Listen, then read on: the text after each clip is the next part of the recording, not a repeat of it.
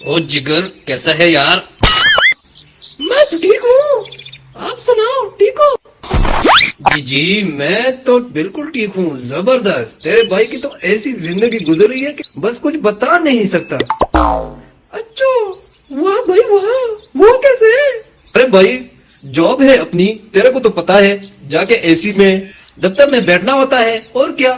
ہاں، صبح تیرا بھائی 6 بجے اٹھتا ہے، اٹھا، اب جب بھائی بندہ سویا ہوا ہو اس کو کیا جگانا، چائے بنائی اپنے لیے، اور اب جب چائے میں اپنے لیے بنا رہا ہوں تو ایک کپ اور بنا لیتا ہوں۔ وہ اس لیے بنا لیتا ہوں تاکہ آپ کی بھابھی بھی پی لے۔ ہاں تو تیرے کو پتا ہے بیگم بھی خوش ہو جاتی ہے۔ بس چائے پی لی، ناشتہ واشتہ بنایا، نکل گئے اپنے کام پہ۔ 4 بجے واپس آئے، واپس آنے کے بعد چائے مجھے اپنے ہاتھ کی ہی اچھی لگتی ہے بھائی، کسی کو میں نہیں کہتا کہ آپ میرے لیے چائے بناؤ، میرے ہاتھ کی ہی اچھی لگتی ہے چائے، اور تیری بھابھی اچھی بناتی بھی نہیں ہے چائے۔ پھر دوبارہ جب چائے بنائی، ایک کپ اپنے لیے بنایا تو سوچا چلو تیری بھابھی کے لیے بناؤں، ایک کپ اس کے لیے بنا دیتا ہوں۔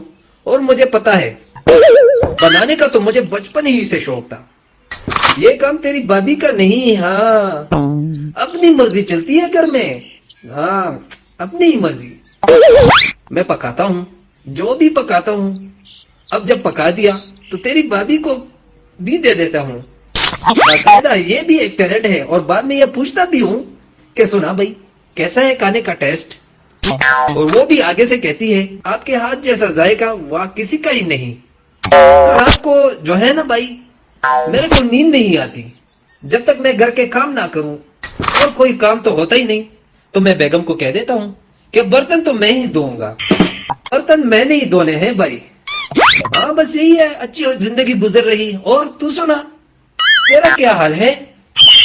یار، ہاں تو میرا بھی تیری طرح کتے جیسے ہی ہے، لیکن مجھے تیری طرح بتانا